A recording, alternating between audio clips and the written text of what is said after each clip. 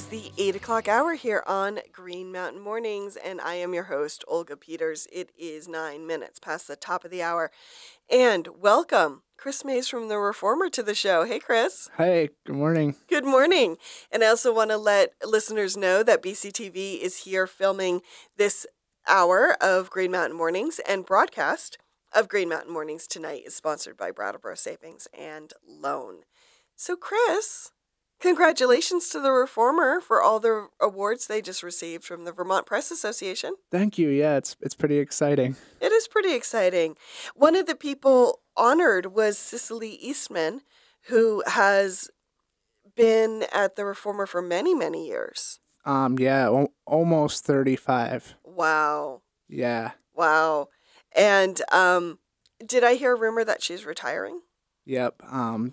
There's a party today at the River Garden from 2 to 4.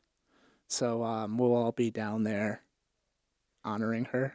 And it sounds like it's open to the public. Yes, it's a public ceremony, and lots of people in the community know her. She's done various things at the paper over the last 3 decades.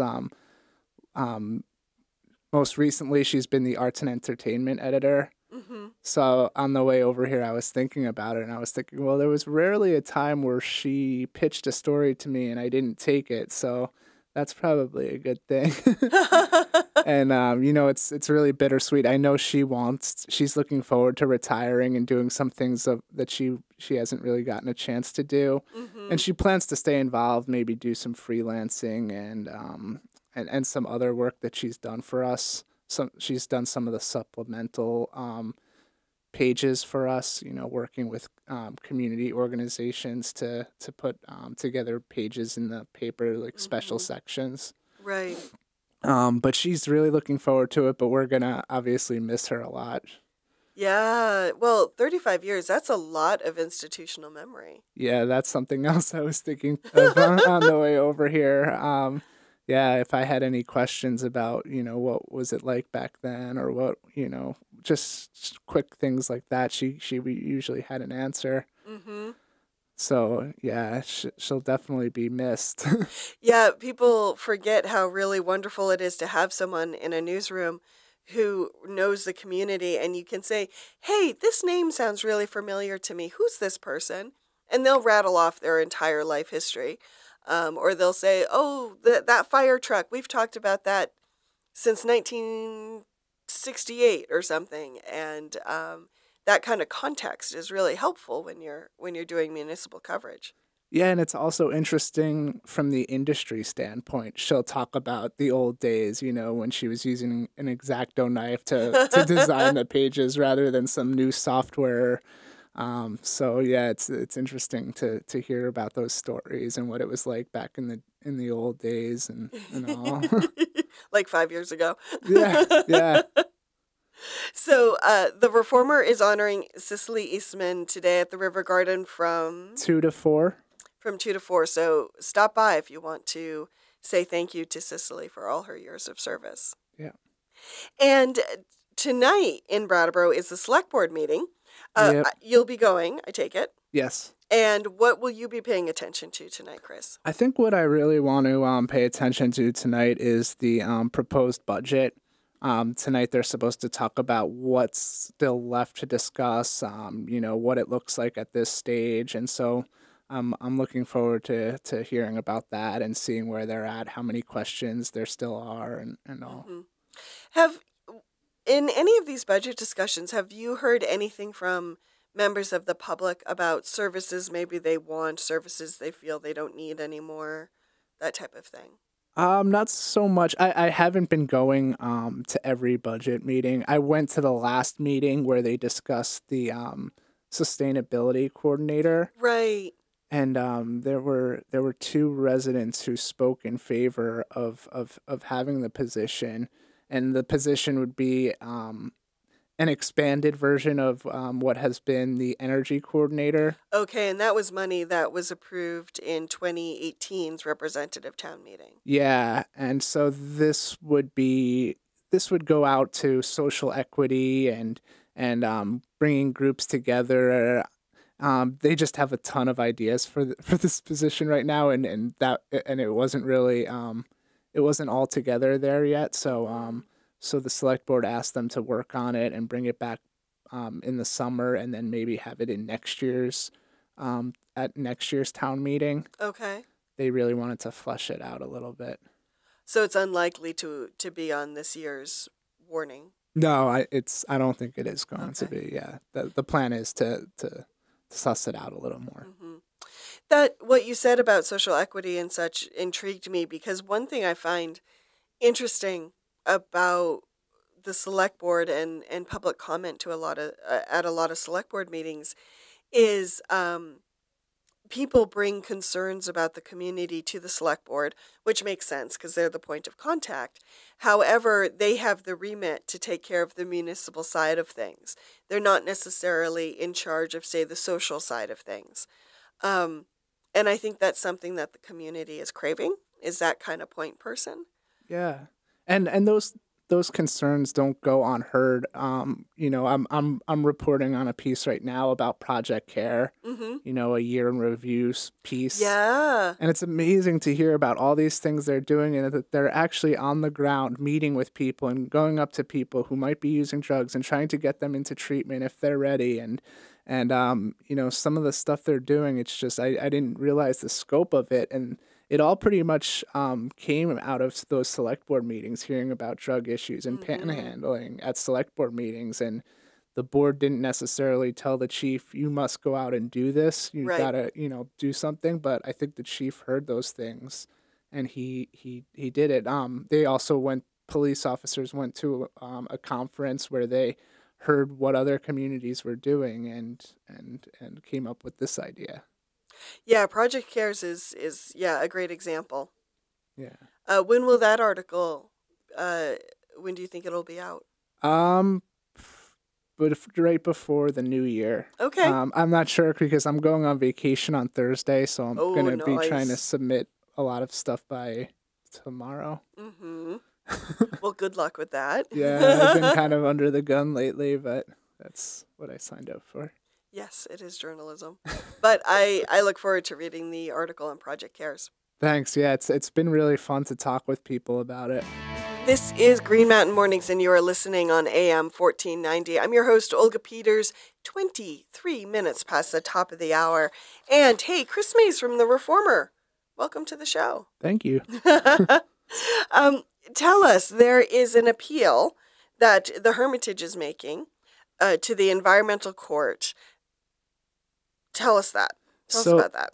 So they applied for a second extension on a permit that was approved in 2015. And so they got one extension approved, but it was only for 1 year. They could have had 2 years. That's the maximum the board can allow. But they just gave them 1 year. They thought that was enough time to get it substantially completed. The Hermitage Club, they don't necessarily see it that way. Okay. And so in the decision, the latest decision, the DRB has said, you know, it would be unprecedented for us to allow another extension. We want you to go through this whole permitting process again. We don't think that there's enough plans in place to get this done in 2 years. And so the Hermitage Club is appealing that decision to the Vermont Environmental Court. And I got a list of the questions they're asking the court to consider, and they're asking if the decision was arbitrary and capricious. They were saying that was this decision done to stop or delay the project, and so I think I don't really know. The zoning administrator couldn't really comment on it all, but it will be interesting to see how the court decides. Well, it will be interesting because I sympathize with the Hermitage's frustration, and yet at the same time they have had a number of projects that they have started but have run into trouble. So I can kind of see why the DRB maybe doesn't have a lot of confidence. Yeah, and I think right now with everything that's happening, one of the things they cited in it was all the changes happening on the company level. So you know, with all the financial struggles going on right now, a lot is in limbo right now. And they also need a state permit, and they hadn't really started on that yet. So that's going to take some time to get together too. Mm-hmm. Do we have a timeline for the appeal? No. I'm not sure how that's when we'll hear about that. Mm-hmm. So it's a hurry up and wait. Yeah, I guess so. Yeah.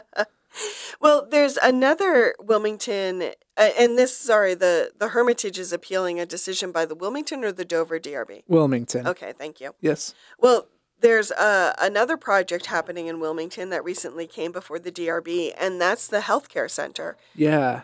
The Southwestern Vermont Medical Center, Deerfield Valley campus. They already got approval to demolish the old rescue building, Deerfield Valley Rescue, which has since moved into a new space. And so that's completed, but they're going to put an addition onto the existing healthcare building right now. Okay. And change around parking. So there's one access point, and it's a circular driveway, I guess you would say. And it's going to have more parking. It's going to the project is meant to improve flow and functionality. That's basically what I took away from last night's meeting.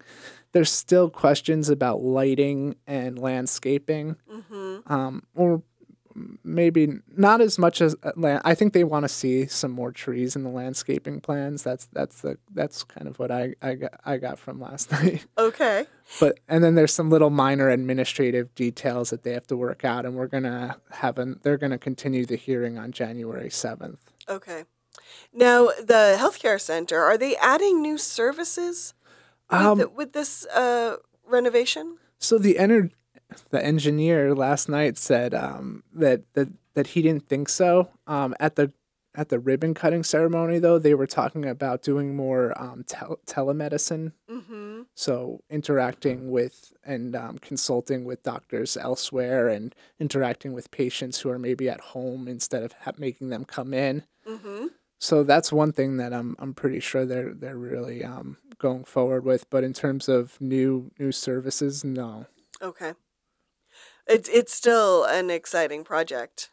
Yeah. Because without the health center, it's quite a drive to either Bennington or Brattleboro in a crisis. Yeah, it really is. I remember when I was little how the health center pretty much took care of broken bones from Mount Snow, people skiing and falling and breaking something. But over time, it has expanded into a full-fledged health center. Yeah, it's funny you should say that. The chairwoman of the DRB said, so I think seasonally we see more ambulances in the winter, right? And the engineer wasn't really sure how to answer that. But everybody else in the room was like, yeah, probably. I'm pretty sure. A few more spills and thrills. And so they're continuing the DRB hearing until January 7th. Yep. Anything else happening with the health center project worth mentioning? No, I think they hope to get it done by the end of next summer, sort of a year from when they had the ribbon cutting ceremony. And yeah, they're excited about it. We are back, and this is Green Mountain Mornings on AM 1490. I'm your host, Olga Peters. 36 minutes past the top of the hour, and Chris Mays from The Reformer. Welcome back to the show. Thank you. And you were just telling me that someone had done a cover of this John Denver song, but using Putney Road. Yeah, I think they changed up a few of the other lyrics too. One of my coworkers sent it to me the other day. It was pretty good. We'll have to look for it. So everybody Google that. Take me back to Putney Road? Something like that. Yeah.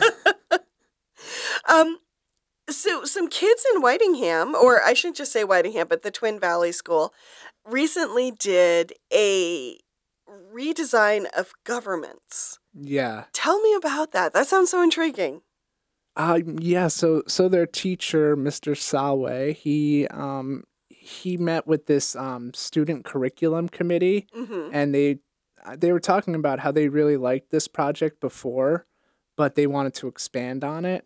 And so yesterday, each group it was 8th graders. Each group had their own government model that they made, and they had local legislators come around and some other folks come around and judge them and score them, and offer them. It was more or less just to offer them feedback and sort of question some of their ideas, and then afterwards the legislators stuck around for a question and answer session. Neat. Yeah. The one thing I kept seeing was on many of the poster boards, it said philosophy, and many of them said tax more, give more.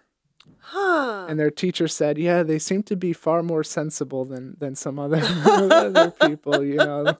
They really saw the need for services and giving back to the community. Another thing I saw was rehabilitation for people who go to jail and all. Wow. And how about the structure of the governments? Did anyone have a unique structure? Yeah, this duo, these two eighth grade boys, they said they wanted to have a council of leaders, and so the top leader, basically the president, I guess you would say, he had to be 60 years or older, Okay. and everybody else had to be 30 or older, and they would serve until they died or were no longer fit to serve. Mm-hmm. So, Wow, that's pretty permanent. That's like the Supreme Court. yeah, right. Yeah, it was interesting. Some of the other ones, I was standing next to Senator Jeanette White when she heard from a group that wanted to have the public vote on laws before the government did. Oh, interesting. And then the government would use that input to make their decisions on the laws. Mm-hmm. And she said that's going to be kind of slow and costly. That is a point. Mm-hmm. Yeah. But that's still an intriguing thought. Like, what would that look like if people could weigh in on laws before the government did? Yeah, and I saw a lot of the groups, I think, favored a taxation system where people were taxed on the percentage of their salary. Huh, okay. So yeah. And were there any interesting policies that came out of the discussion? Yeah, there were a lot. Yeah, there was just a lot of conversations going on in the room, and there was also this guy Trevor Barlow. Mm-hmm. He ran for governor, and Yeah. and Alex Beck from the BDCC, the Brattleboro Development Credit Corporation. He's the workforce and education specialist there, Mm-hmm. and he's organizing a trip for the students to go to Montpelier. And one of the students said, "Well, I wish we did that before we did this project. I think it would have been better." And Alex said, "No, it's probably better that you formulate these ideas and do some research and then go up there with." Yeah, no, I can see Alex's point. I kind of agree. Yeah, I did. I think I did too. And he's offering to get them into committee meetings that they might be interested in, Mm-hmm. as well as just getting in on conversations about policy that might not be taking place in an official capacity. Very, very cool. I like this experiential learning aspect to all of this. Yeah, it was funny. It was like everyone in the room was engaged pretty much, Mm-hmm. You could tell some of the students might have been more nervous than the others, but the ones who were more out of their shell were nudging the other ones to talk, and they all shared in their presentation. I think that must have been required. Probably participation points. Yeah, and the teacher really went out of his way to pair students with students that they haven't really worked with before. Mm-hmm. So to get the ideas going, and they a lot of them talked about how difficult it was to compromise on issues, but ultimately they did. Uh-huh. Yeah. Neat.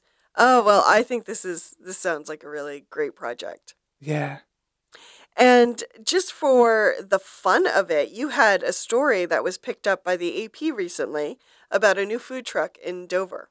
Yeah, yeah, it's funny. Sometimes you don't know what to expect when you go and interview a business, and I definitely don't know what to expect in terms of what Associated Press is going to do. They pick up some of our stories, but this one I would have never expected. um, and it's a play on words. The name of the food truck is Between the Buns. These guys moved to the Mount Snow area 3 years ago, and they said they didn't want to be in the rat race. They wanted to kind of live the ski and snowboard lifestyle. Mm-hmm. They were, messing around. Neither of them had experience in the food industry before. Oh, interesting. Okay. Yeah, but they've done a lot of home cooking. And so Vince Rice, he's a Wilmington Select Board member and mover bus driver. Mm-hmm. He sold his food truck to them. It used to be in Wilmington. Okay. And so they moved it to West Dover on Layla's Riverside Lodge property. Mm-hmm. And it's right on the way to the mountain. And yeah, they were just so upbeat and optimistic and really looking forward to this venture. It was like the energy was sort of I don't know, contagious. I was in a good mood after going there, and I could see that same energy, the dynamic playing out with customers. People were excited to have a food truck in Dover. There really isn't one right now, I guess. Mm-hmm. There had been, but there no longer are. There's some sort of food truck like establishments at Mount Snow, but this is kind of unique right now. And Between the Buns, so it sounds like hot dogs and hamburgers? Yeah. Well, it's hot dogs and chicken right now is Okay. really the focus, but they're planning to expand it, and they're gonna have soup of the weeks and daily or weekly specials. They're really figuring it out right now. Oh, it's making me hungry. I haven't had breakfast yet. Well, I wish them all the luck, and I'm glad that they're having fun and enjoying what they're doing. Yeah, me too. Sticking in the theme of food, this is a time of year where we do a lot of food drives and a lot of fun drives. In this area, we put a lot of focus on Project Feed the Thousands. Excuse me, but there was a drive in the Deerfield Valley recently as well. Could you tell us about that? Yeah, this is something that started a while back with the Whitingham Halifax Lions Club. Mm-hmm. And then it's expanded to include the Rotary Club of the Deerfield Valley. And so it started in someone's little breezeway. They would line up food to bring to groups. Well, at first they tried to deliver hot meals around Halifax and Whitingham, and they figured out that didn't really work because it just took so long to get to each Point place. A to point B, it was basically cold, yes. Yeah, so they had to redesign the program, and now they get a bunch of different foods, the staples, the canned foods, but also meats, and families decide what they want, and it's all kept private, so the volunteers don't really see who the families are, the names, and so this year they reached a lot of families. One of the big things they noted was there were 92 new first-time families who benefited from the program. 414 adults and 223 children altogether benefited from the program. Mm-hmm. And 40 local residents got a poinsettia, which is for people who aren't necessarily having some food insecurity issues or close to it. They might be grieving a lost one, or they might be going through chemotherapy, and so it's just a recognition. Hey, we support you. We know what you're going through. Mm-hmm.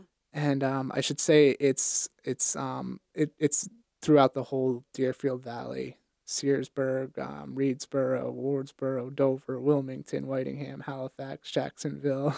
Wow. So yeah, it's pretty great.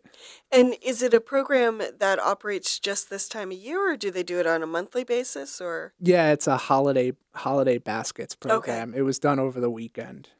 Yeah. Wow, 92 new first-time families. That's pretty significant. Yeah, and just to back up a little bit, when I was talking about the small breezeway, it takes up the whole gym at the former Twin Valley High School, which is now the old school community center. Wow. Yeah, I looked at a video on Facebook and I saw some pictures, and it's just amazing. It's just bags of food lined up throughout the whole gym, and a bunch of dozens of volunteers just packing them up and doing other tasks. Hmm.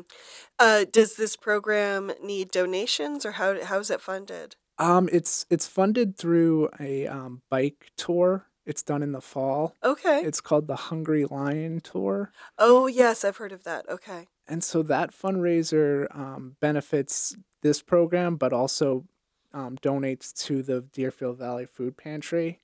And then there's, yeah, that's pretty much how they collect money for this. And then, just other donations. Hmm.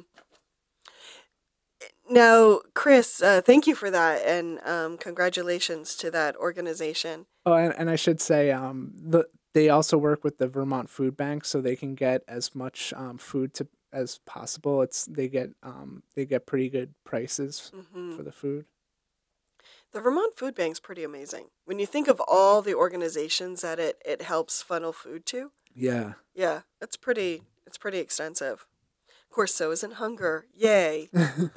Isn't that extensive? Yeah. Talk to me about the longest night ceremony or remembrance that happened recently. Yeah. I've written previews about this service. It's at St. Michael's there on Putney Road. The Episcopal? Yeah. And it's a service to recognize this might not be the most wonderful time of year for some people. Some Hmm. people might be struggling with grief or loss or death, or pain or depression, whatever. And so it's open to the community. It's not just for, Christians. Hmm.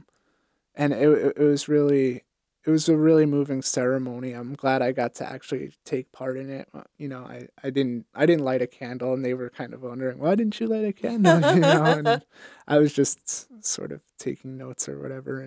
And people were lighting candles for deaths as recent as last week, or a Wow. few weeks ago, to a death that occurred 40 years ago. Hmm. Still just remembering it during this time of year.